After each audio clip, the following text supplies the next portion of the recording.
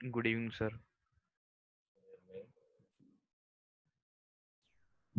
Good evening, sir. Good evening, everyone. Good evening, sir. Good evening, guys.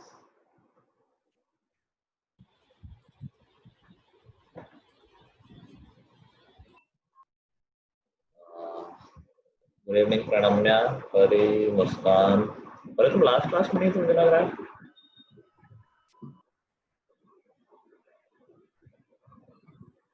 Good evening, Athar, Shivan.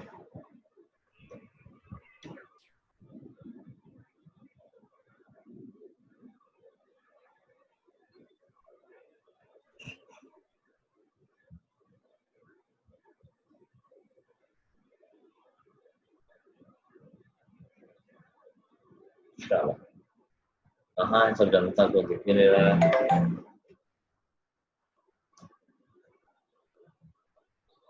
तो आज हम revise करने वाले हैं चैप्टर 3 है हमारा. लीनियर इक्वेशन है 4 है. 4 है ना. Chapter 4, that is linear equations in two variables. Very easy chapter. छोटा सा चैप्टर है और इम्पोर्टेंट भी है. 10th में भी आना है. यूजुअली तो ये यूज होता ही रहता है, फिजिक्स में भी यूज होता है. हर जगह जहाँ भी क्वेश्चंस हैं, इक्वेशंस बनती हैं, तो इवेंचुअली यही चैप्टर यूज हो जाता है. चलो, तो इस बार रिवीजन है तो आई होप थोड़ा जल्दी हो जाएगा. क्वेश्चंस हम ज्यादा कर लेंगे और थ्योरी वाइज तो कुछ ज्यादा है नहीं. इसमें कोई कुछ कट हुआ है क्या सिलेबस? पता है किसी को?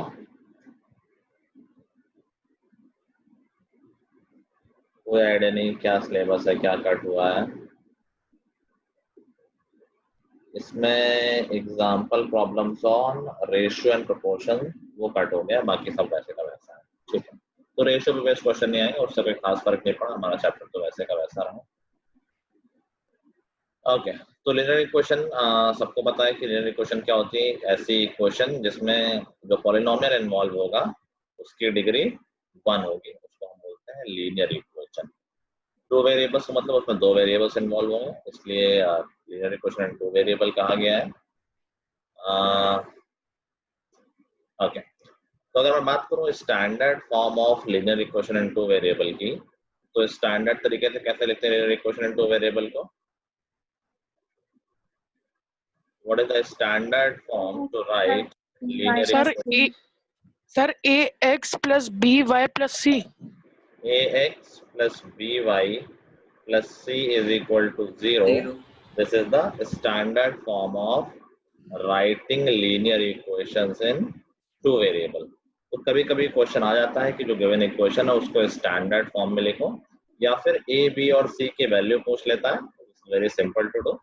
कोई भी इक्वेशन होगी तो हम सब कुछ एक साइड में लिख देंगे and then we will compare. A B C हमें मालूम चल जाएंगे. मान लो कह दीजिए कि इस इक्वेशन को स्टैंडर्ड फॉर्म में लिखो 7x + 3y = 5. तो हमारे स्टैंडर्ड फॉर्म में सब कुछ लेफ्ट हैंड साइड में, एक ही साइड में बेसिकली. तो 7x + 3y - 5 = 0. This is the standard form. And then if we want to find the value of a, b and c, a is equal to हो गया 7, b is equal to हो गया 3 and c is equal to हो गया -5. Simple है. इसमें बहुत ध्यान रखना है साइन का. कई बार जो गलती होती है वो साइन की होती है. इंस्टेड ऑफ -5 लोग +5 लिख देते हैं, सिर्फ 5 लिख देते हैं. ठीक है. Yes, sir. नेक्स्ट थिंग है हमारे पास लीनियर इक्वेशन टू वेरिएबल को ग्राफ पे रिप्रेजेंट करने की. उसका तरीका भी आई होप सबको याद होगा. कोई भी इक्वेशन होगी अगर हम उसका ग्राफ बनाएं, कोई भी लीनियर इक्वेशन होगी अगर हम उसका ग्राफ बनाएंगे तो it will always be a straight line. और एक स्ट्रेट लाइन बनाने के लिए हमें 2 पॉइंट्स की जरूरत होती है. तो हम इक्वेशन के 2 सोल्यूशन निकाल लेंगे. सोल्यूशन निकालने के लिए क्या होता है, सोल्यूशन का मतलब क्या होता है? पहली बार सोल्यूशन का मतलब क्या बता सकता है?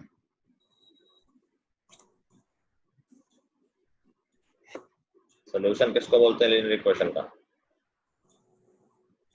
सर, जो अगर वेरिएबल्स की जगह पुट कर दी जाए तो इक्वेशन ट्रू हो जाती है, मतलब इक्वल हो Satisfy कर जाती है, दोनों साइड सेटिस्फाई हो जाती है।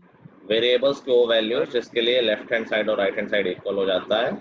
हाँ, कोई कुछ बोलना है? सर ये जो आपने स्टैंडर्ड फॉर्म का क्वेश्चन कराया था सर, मुझे थोड़ा डाउट है। बताओ।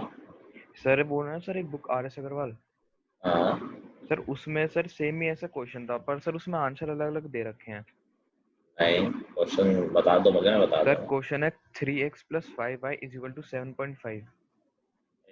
3x + 5y = 7.5। 7.5। सर इसमें express each of the following question in the form of ax + by + c is equal to 0 and indicate the values of a, b, c and in each case। हाँ, ठीक है। तो sir इसमें question के हिसाब से तो यहाँ पर 3 होनी चाहिए a की वैल्यू, हाँ, पर सर आंसर में यहाँ पर लिखा है 6। अच्छा, तो उसने देखो इक्वेशन में कुछ भी मल्टीप्लाई या डिवाइड कर दोगे तो उससे कोई फर्क तो नहीं पड़ता इक्वेशन में। नहीं पढ़ता सर। तो वो उसको इंटीजर बनाने के लिए उसने इंटू 2 कर दिया होगा, वो मैंडेटरी नहीं है, उसने ऐसे कर दिया होगा। 6 पूरे इक्वेशन को 2 से मल्टीप्लाई कर दिया ताकि डेसिमल हट जाए। 6x + 10y = 15। तो आंसर में 6, 10 और -15 होगा। देखो हाँ सर यही है। एक ही बात है, अगर तुम 3, 5 और -7.5 लिख दोगे तो भी सही है, वो कोई दिक्कत वाली बात नहीं।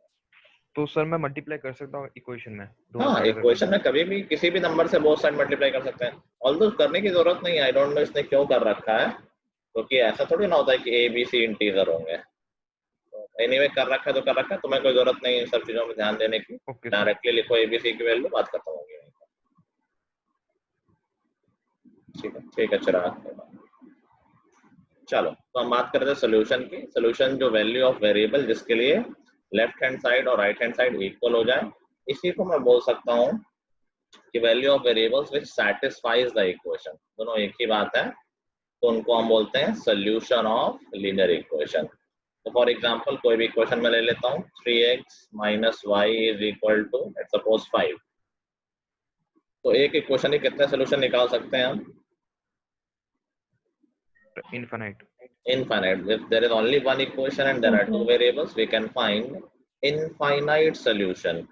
और या तो तुम हिट एंड ट्रायल से गेस कर सकते हो या फिर कोई भी एक वैल्यू रख लिया करो, दूसरी अपने आप आ जाएगी। हम कोशिश करते हैं कि इंटीग्रल वैल्यू आए ताकि हमें ग्राफ में प्लॉट करना आसान हो।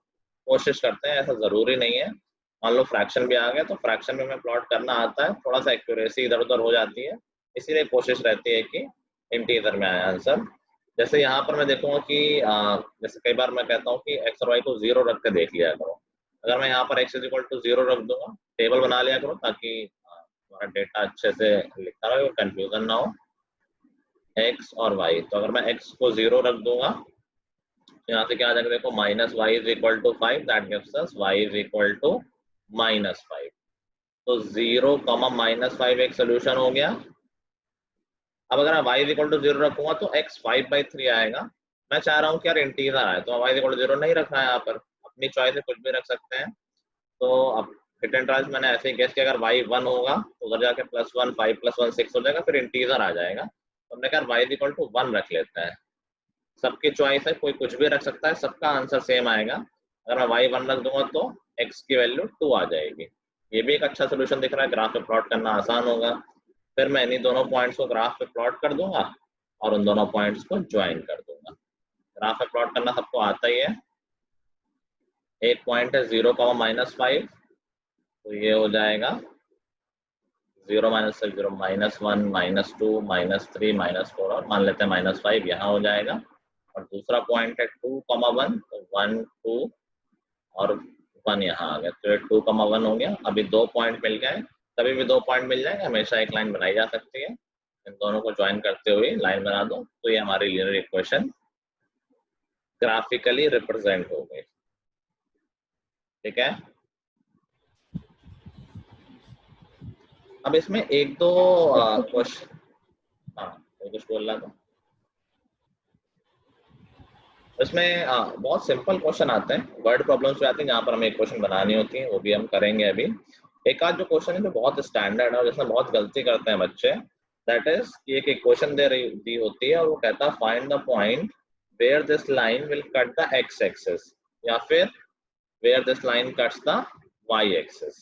बहुत स्टैंडर्ड क्वेश्चन है, बहुत पूछा जाता है और बहुत गलती क्यों होती है, आई डोंट नो व्हाई। मैं स्पेसिफिकली बताता हूँ, तो फिर से भी बता रहा हूँ, ये क्वेश्चन आता है बहुत फ्रीक्वेंटली, ध्यान रखना सब लोग कि एक क्वेश्चन अगर दे रखी है और पूछ रहा है कि बताओ ये लाइन एक्स एक्सिस को किस पॉइंट पे कट करेगी या वाई एक्सिस को किस पॉइंट पे कट करेगी। क्वेश्चन लिख लेते हैं कोई, 2x + 5y = 12, मान लो ऐसे एक क्वेश्चन है। तो ध्यान रखो ये बात कोऑर्डिनेट में ही बताई गई है और इन जनरल भी अब दिमाग में एकदम चढ़ जानी चाहिए कि कोई भी पॉइंट अगर एक्स एक्सिस पे है उसके बारे में क्या पता होता है। कोई पॉइंट अगर एक्स एक्सिस पे है तो what do we know about that point? का y 0 होता है। हमेशा ध्यान रखो कि भाई एक्स एक्सिस पे कोई पॉइंट है मतलब y में तो कोई मूवमेंट हुआ ही नहीं है, तो उस पूरी एक्सिस पे हर जगह y की वैल्यू 0 होती है। ऐसे अगर कोई पॉइंट y एक्सिस पे है तो x की वैल्यू 0, उसका x 0 होता है। ठीक है, तो बस अगर पूछा गया कि भाई find the point on x axis, तो हमें पता है कि यार किस पॉइंट की बात कर रहा है, जहां पर y 0 है, तो y को तुरंत 0 पुट कर दो। y को 0 पुट करते ही इक्वेशन सॉल्व हो जाएगी। 2x = 12 and x = 6। तो ऐसा कौन सा पॉइंट है जिसपे हमारी लाइन x एक्सिस को कट कर रही है? क्या बोलेंगे उस पॉइंट को? अरे अभी निकल के आया ना, क्या निकल के आया पॉइंट? 6,0। हमेशा पॉइंट को दोनों कोऑर्डिनेट में बताना होता है, तो 3 4 5 6,0 ये पॉइंट हो गया जो कि x एक्सिस पे है। सेम वे अगर हमसे पूछा गया होता कि वो पॉइंट बताओ जहां पर ये लाइन y एक्सिस को कट करती है, तो कोई दिक्कत नहीं, सेम ही बात है, एक बार x = 0 हो जाएगा। x 0 पुट करेंगे तो 5y = 12, that gives us y = 12/5। ठीक है, इसको देख लेंगे कैसे प्लॉट करना आसान है, फ्रैक्शन में रख के या डेसिमल में करके। ठीक है श्रेया, तो दैट वुड बी 2.4, 2.4 भी प्लॉट हो ही जाएगा, 1 2 और यहाँ पर कहीं 2.4 आ गया। ये हो गया 0,12/5, पहले x कोऑर्डिनेट और फिर y कोऑर्डिनेट। एक क्वेश्चन और पूछता है, इसमें भी गलती हो जाती है बहुत, कि find the point where x coordinate = y coordinate. कई बार ये क्वेश्चन पूछता है, ये भी बच्चे भूल जाते हैं करना कैसे है। कह रहा वो पॉइंट बताओ इस लाइन में जहां पर x और y कोऑर्डिनेट इक्वल होंगे, उसको हम कैसे कर सकते हैं? y को भी x लेंगे, y को भी x लिख दो या फिर दोनों को a लिख दो, a लिखना आसान होता है। हमने कहा अगर x और y इक्वल है, मान लेते हैं कि दोनों a है, तो इक्वेशन क्या हो जाएगी? 2a + 5a = 12। बात समझ गए भाई? वो पॉइंट जहां पर x और y कोऑर्डिनेट दोनों इक्वल है, मैंने कहा दोनों = a मान लेते हैं, तो यहाँ से a = क्या आ गया? 7a = 12 और a = 12/7। तो पॉइंट कौन सा आ गया जहां पर x और y इक्वल है? कौन सा पॉइंट आ गया वो?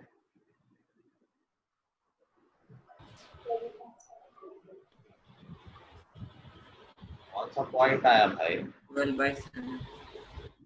12/7 बस 12/7, 12/7 इतना बताया सर, फिर भी गलती कर रहे हो। कभी भी पॉइंट को एक कोऑर्डिनेट से नहीं बताएंगे। तो हमारा a 12/7 आया, a x भी था और a y भी था, तो वो पॉइंट जहां पर x और y कोऑर्डिनेट इक्वल होगा इस लाइन पे, दैट वुड बी 12/7, 12/7।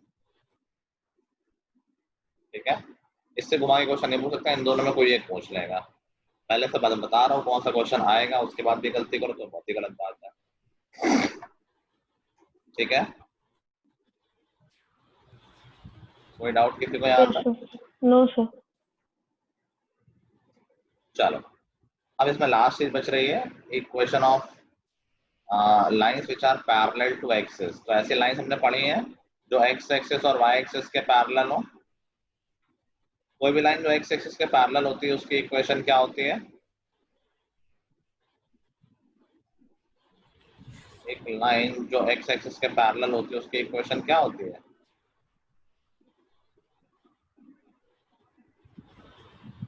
क्या भाई सब भूल गया हो क्या?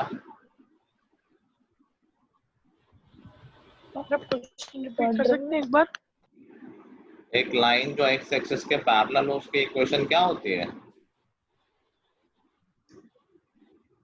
x is equal to constant. x axis के पैरेलल हो तो उसकी इक्वेशन होती है x is equal to constant.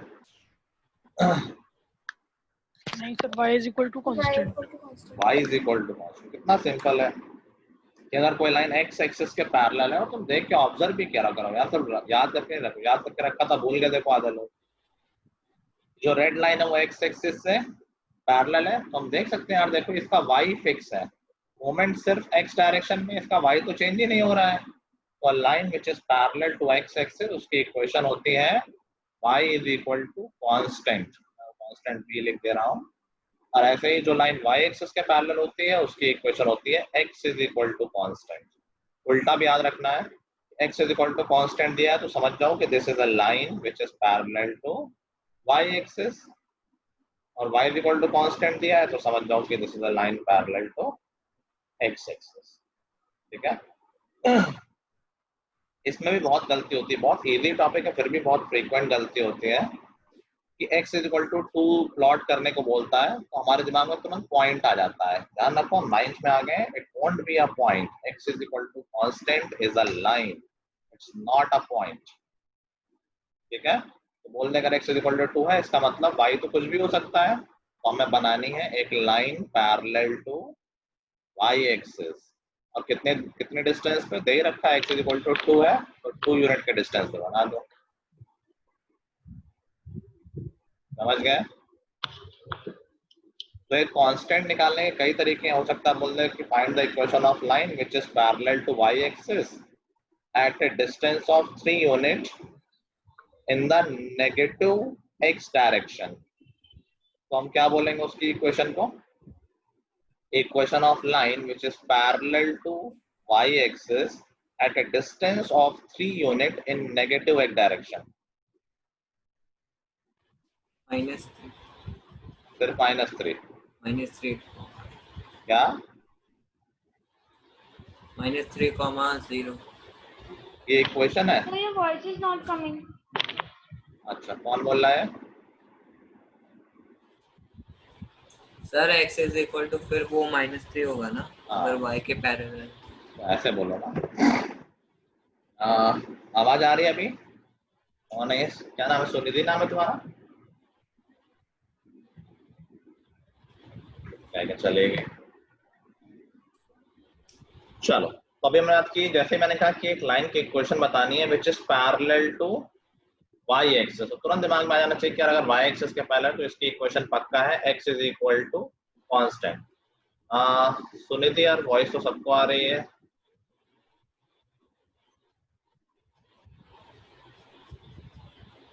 Okay तो जैसे ही तुमने ये सुना कि ये line parallel to y axis है, दिमाग में क्या आ गया, इसकी equation x is equal to constant होगी।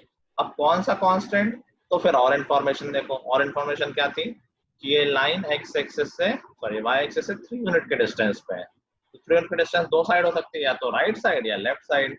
अगर राइट साइड में होगी तो इट विल बी +3, लेकिन ऐसा बता रखा था कि नेगेटिव साइड में है तो इट वुड बी -3। तो इक्वेशन हो जाएगी x is equal to. Sunidhi अभी आ रही है आवाज?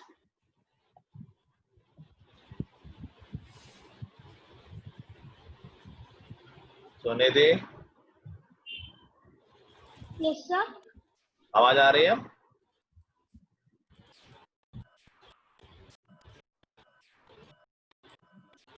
आवाज आ रही है ना अब ठीक से? Yes sir. ओके चलो, और ये कांस्टेंट बताने के और तरीके, एक कांस्टेंट बताने के और तरीके भी हो सकते हैं। हो सकता है क्वेश्चन कहता है find the equation of line which is parallel to x axis and passing through 7,2। अभी समझो, जैसे ही उसने कहा कि equation of line which is parallel to x axis, क्या थॉट आया हमारे दिमाग में? सर y कांस्टेंट है। y कौन, जैसे ही बोला उसने कि equation of line which is parallel to x axis, तो फॉर श्योर इसमें y कांस्टेंट है। तो हमने कहा इक्वेशन पक्का इस फॉर्म की है, y is equal to constant. अब ये कांस्टेंट क्या होगा, ये अगले इन्फॉर्मेशन पे है। अगले इन्फॉर्मेशन क्या है कि ये लाइन 7,2 से पास कर रही है। क्या हम इसको देख के बता सकते हैं कि b की जगह पर क्या आना चाहिए? सर 2। 2, कि y तो हमेशा कांस्टेंट है, और अगर इस पॉइंट में y 2 है तो y तो हर जगह 2 होना चाहिए। तो y is equal to 2 will be the equation of this line. समझ गए सब लोग? Yes, sir. Yes, sir. चलो, तो चैप्टर का थ्योरेटिकल रिवीजन हो गया, अब हम प्रैक्टिस करते हैं। सुनिए, तुमने ये चैप्टर किया हुआ है स्कूल में?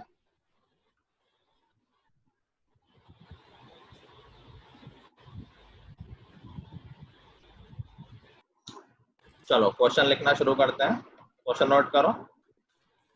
The relation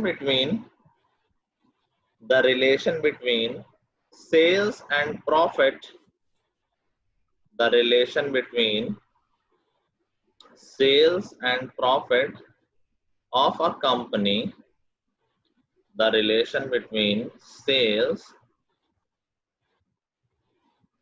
and profit of a company is given by equation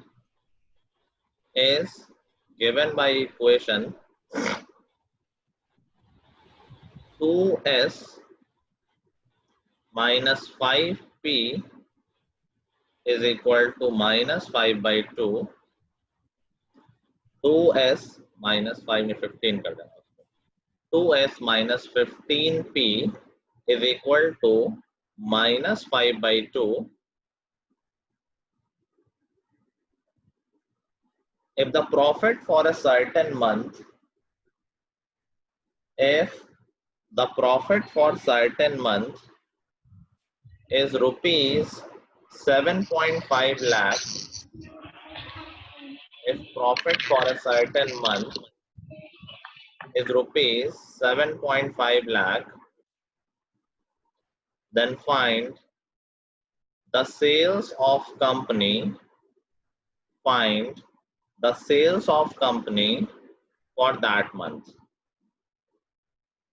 Find the sales of company for that month.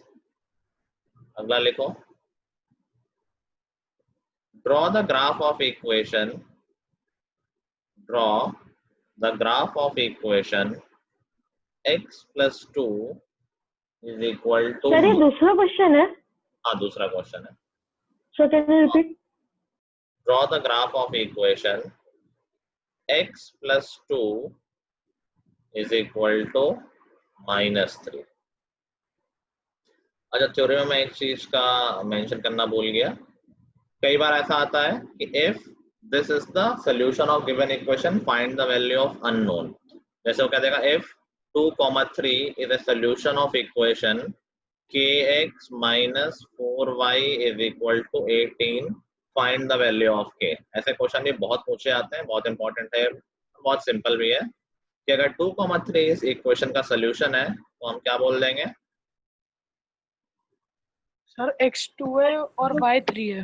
2,3 इस इक्वेशन को सैटिस्फाई करेगा, तो x में 2 पुट कर देंगे और y में 3 पुट कर देंगे, तो ये हो जाएगा 4 into 12 that is equal to 18 और यहाँ से k की वैल्यू आ जाएगी 30/2 जो कि है 15. समझ गए? क्वेश्चन ऐसा भी हो सकता है कि k यहाँ पर लिख दे कि k,3 is the solution of 2x minus 4y is equal to 18.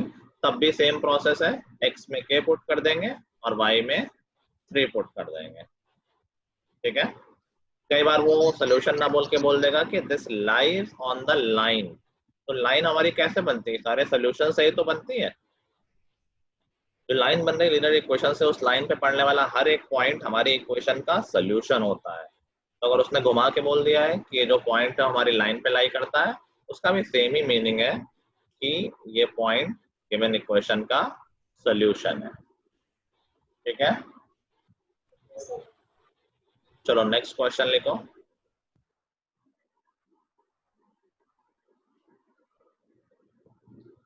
If the line represented by the equation, if the line represented by the equation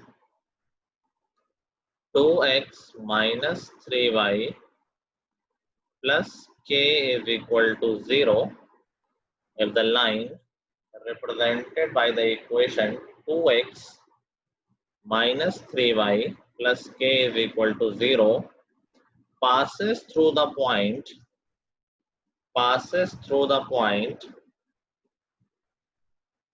2,3 passes through the point 2,3 and -1, C passes through the point 2,3 and -1, C, then find the value of C.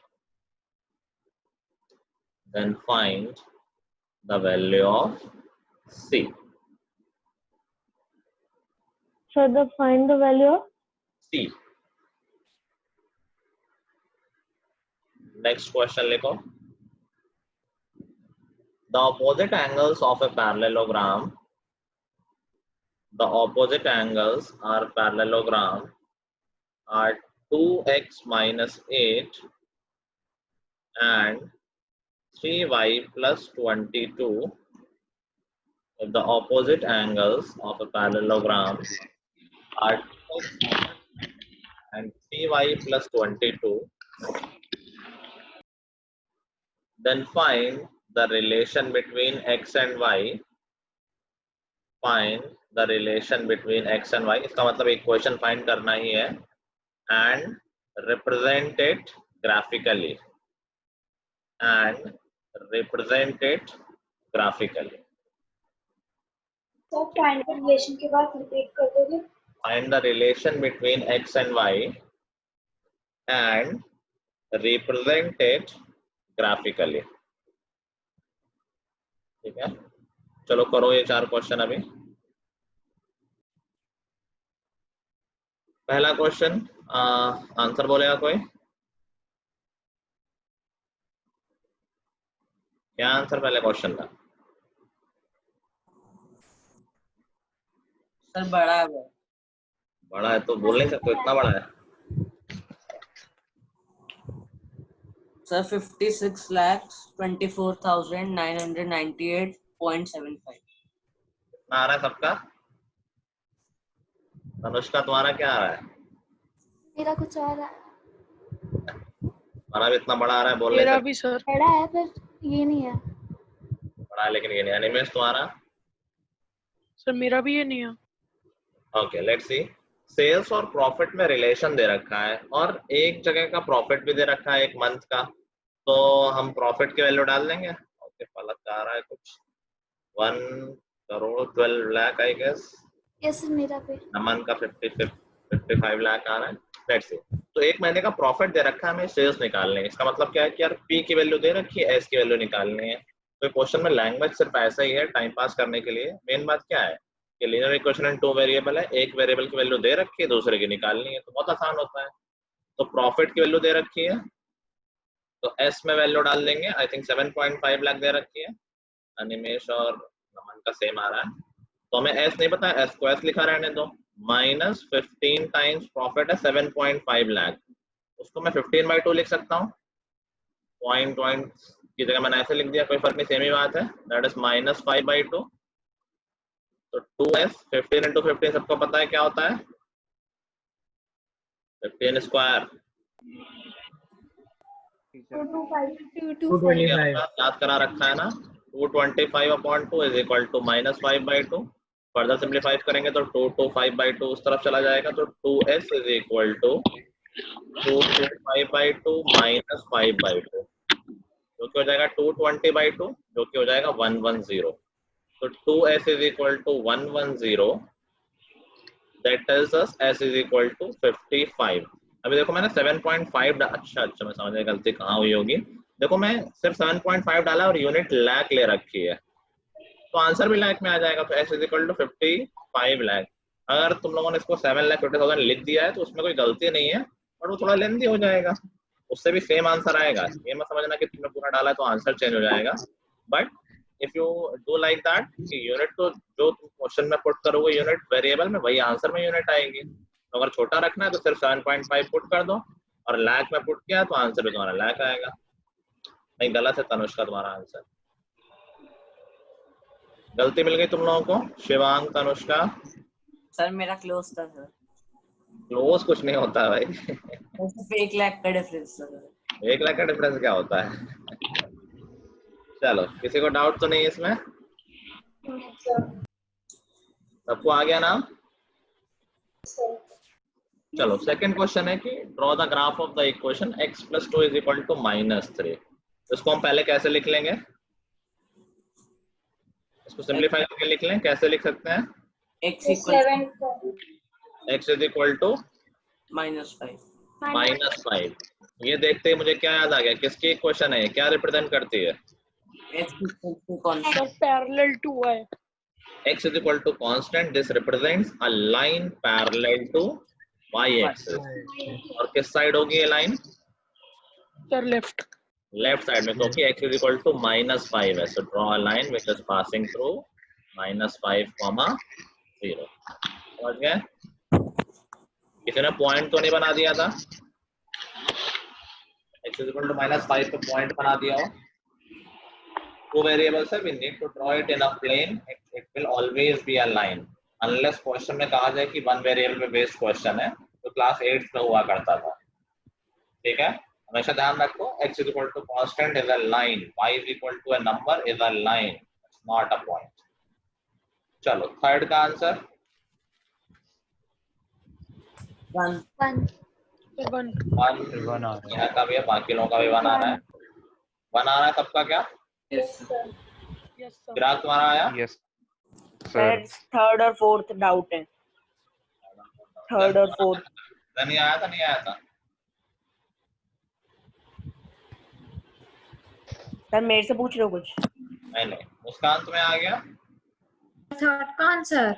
हाँ नहीं sir. Third देखो कैसा है।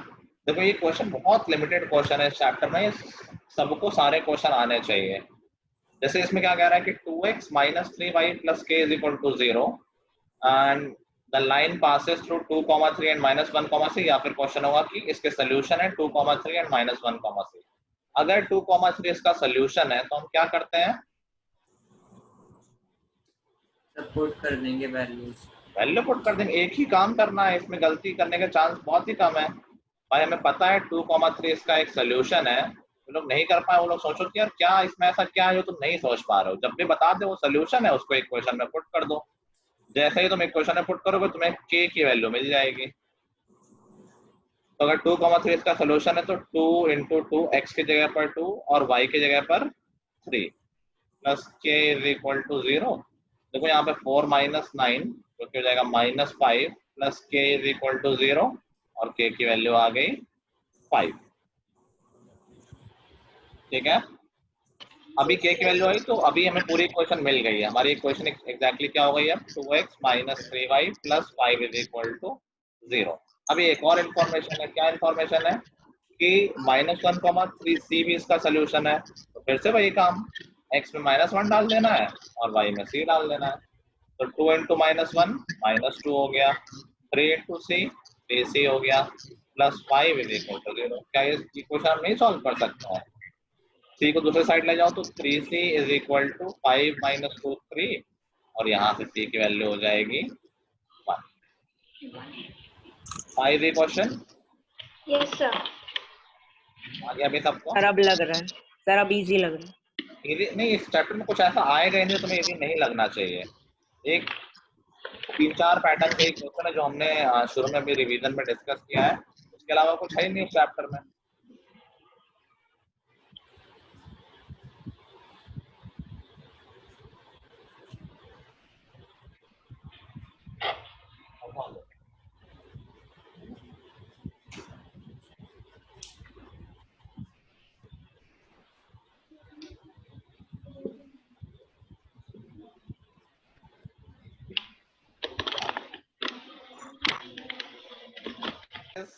Question number 4। Question number 4 में बोला opposite angles of parallelogram are this and this.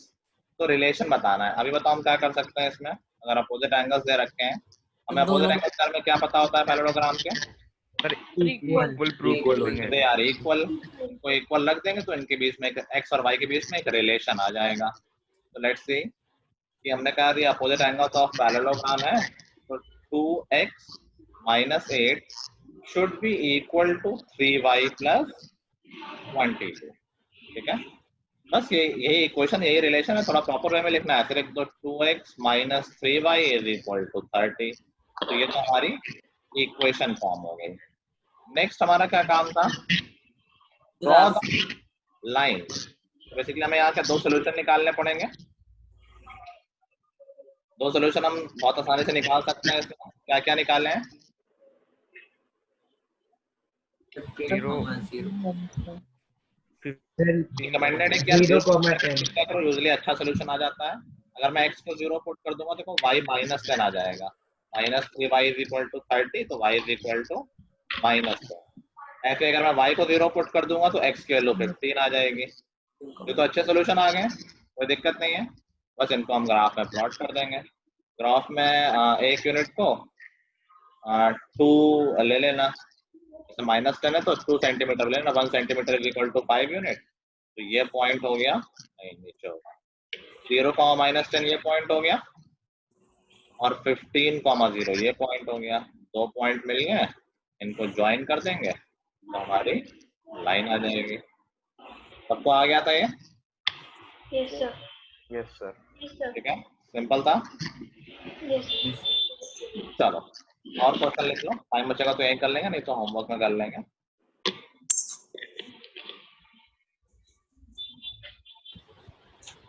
Five audio CDs and 2 DVDs. 5 audio CDs and 2 DVDs cost rupees 80. Cost rupees 80. उन्होंने देख के CD और DVD पहले आते थे, अभी तो बंद हो गए हैं। देखिए नहीं देखे तुम लोगों ने? सर, देखिए सर देखिए डिस्क टाइप से सर देखिए। उन्होंने वो नहीं देखा होगा, VCR वाला कैसेट। देखा है सर। VCR भी देखा है? हाँ सर देखा है। ये कहाँ देख लिया तुम लोगों ने? अब तो आते भी नहीं बहुत सालों से। मम्मा की मैरिज एनिवर्सरी सर देखा है। नानू के घर पे पड़ा हुआ है। अभी वो चला तो पाते नहीं होगा। VCR प्लेयर है क्या घर में? हाँ सर है, घर में है पर उसकी डिस्क नहीं है, खाली ऐसे रख रखा है। खाली VCR रखता है? हाँ सर, शो के लिए वो। अच्छा अच्छा, पहले आते थे वो कैसेट अंदर जाते थे, मजा आता था वैसा डालने में। एनीवे चलो, कहाँ तक लिखा? ₹80 तक लिखा है क्या? Yes yes sir. If the cost of one DVD is ₹15, if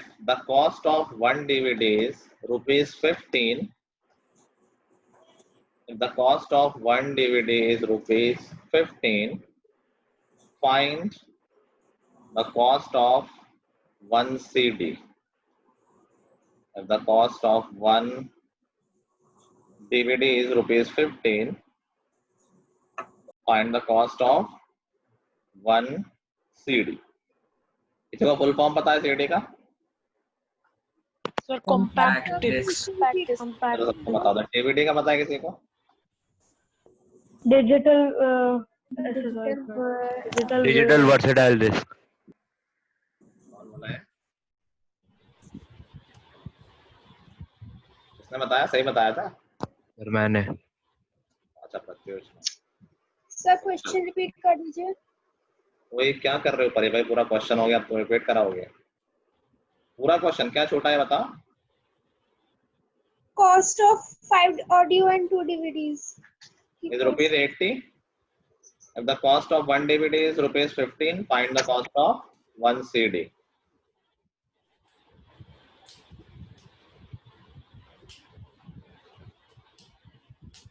sir हो गया? नेक्स्ट लिखो।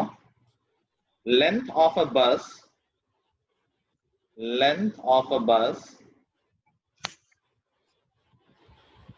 is 2 meter more than thrice its width if length of a bus is 2 meter more than thrice its width. Represent this information in the form of linear equation in two variables. Short में लिख लिया करो। LEITV in the form of linear equation in two variables and draw the graph.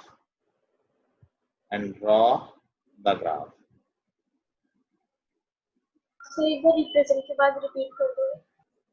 Represent this information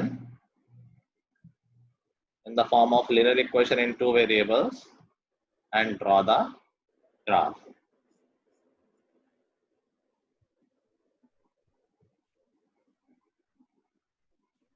Next, let go. Yes, sir. A monthly plan, a monthly data plan, a monthly calling plan charges a rental of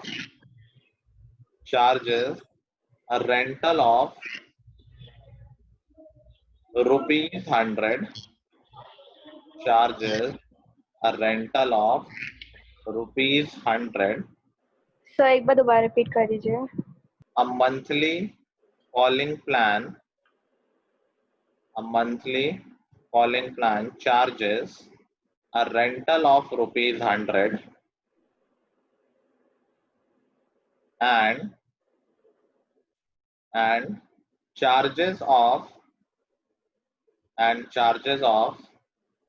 60 paisa per minute, 60 paisa per minute of talking time, 60 paisa per minute of talking time if the total uses is 200 minutes, if the total uses is 200 minutes,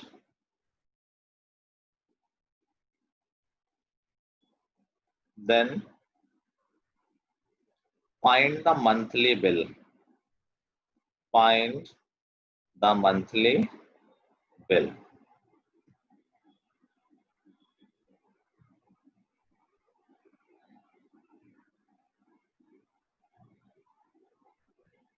लिख लिया? Yes, sir. Yes, sir.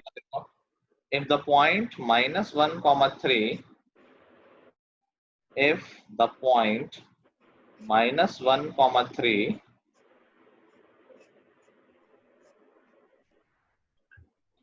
lies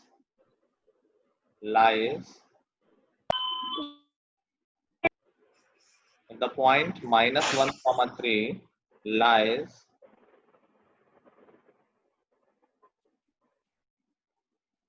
in the point of intersection,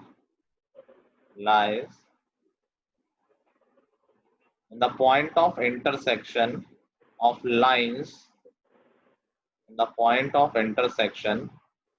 lines, 2x plus 3y minus k is equal to 0 and kx plus py plus 1 is equal to 0, then find the value of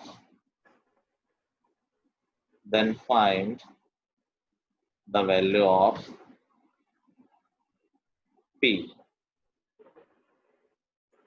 Find the value of p.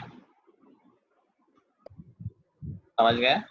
जो point है वो दोनों line के intersection में लाई करता है, उसके according फिर अननोन की वैल्यू निकालनी है. नेक्स्ट देखो, what is the area of region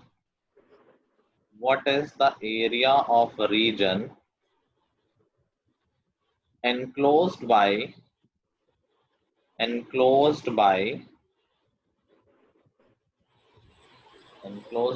lines x is equal to 0,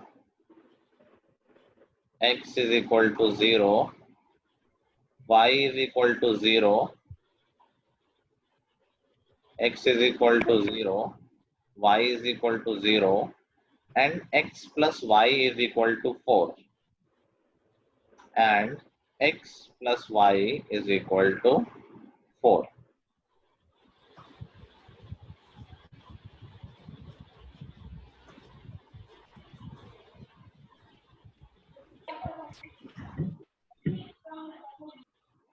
लिख लिया? Yes, sir. Yes, sir. Yes, Next देखो, the perimeter of a rectangle. So next question है. The perimeter of a rectangle is 45 centimeter. Is 45 centimeter.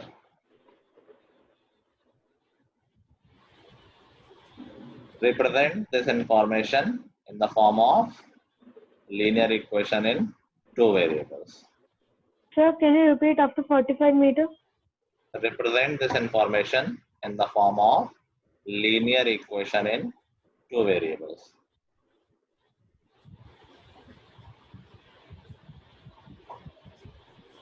Next देखो, draw the graph of line.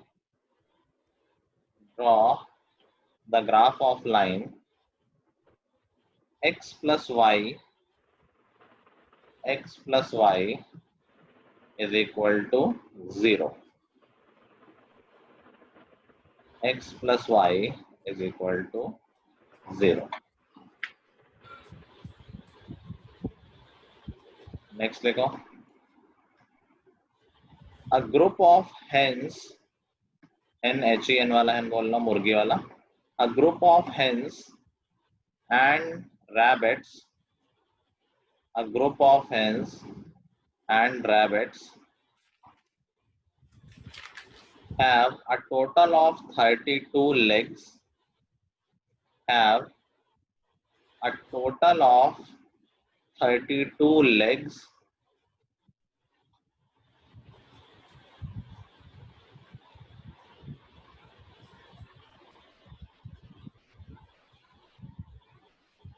If there are X hens, and Y rabbits, if there are X hens and Y rabbits, then represent this information in the form of linear equation.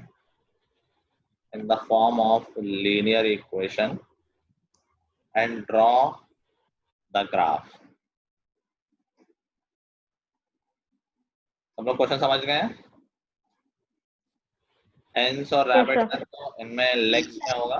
कुछ के 2 legs हैं, कुछ के 4 legs हैं. इस class में भी कुछ लोगों के 4 legs हैं, है ना कुछ लोग? कितने क्वेश्चन हो गए? Sir, 12. पुराने हटा के अभी वाले. सर 8. 8. इनके सफिशिएंट है होमवर्क के लिए? Yes sir, yes sir. देखो सर मत एक्टिव हो गया कि और ज्यादा ना दे दे. ठीक है. सर होमवर्क नहीं है. हाँ, होमवर्क है क्या? क्लास में रहते हो तो क्या होमवर्क है? क्या मतलब क्या है? अभी तो तक क्या अटक अटक रहना, अटक अटक के आगे बस. अभी तक मैं क्या करा रहा था? हाँ, पिछले 15 मिनट में क्या करा रहा हूँ?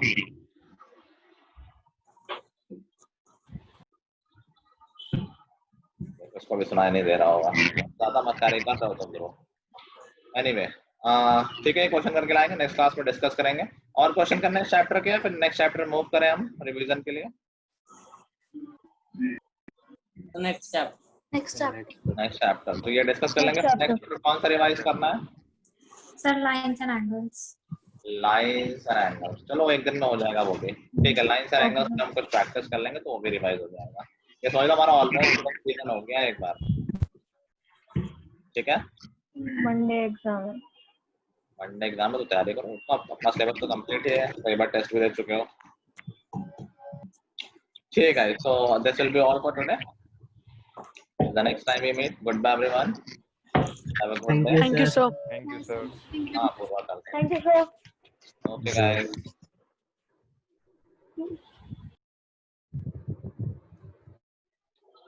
सुनिधि समझ में आया था सर? Yes, sir. ठीक है Sir, साइंस can I?